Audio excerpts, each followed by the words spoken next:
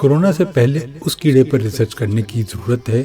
जो शौहर हजरात को लॉकडाउन में घर बैठे हुए काट रहा है।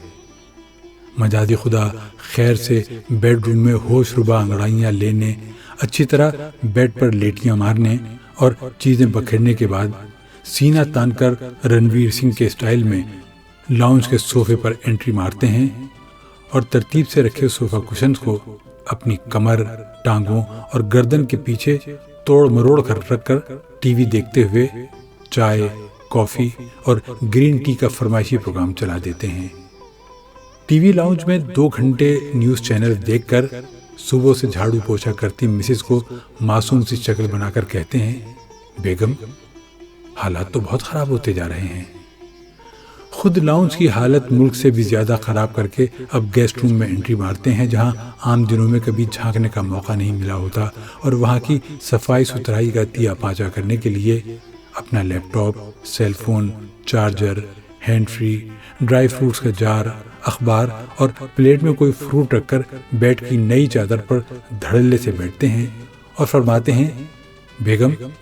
तुम अपना काम निपटा लो, मैं बेचारा तो एक साइड पर बैठा हुआ हूँ।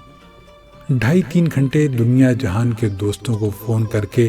थके हारे निढाल होने की एक्टिंग करते हुए बेडरूम में पहुँचते हैं और शक्ल पर दुनिया जहान की मासूमियत मज़ीद समोकर कहते हैं,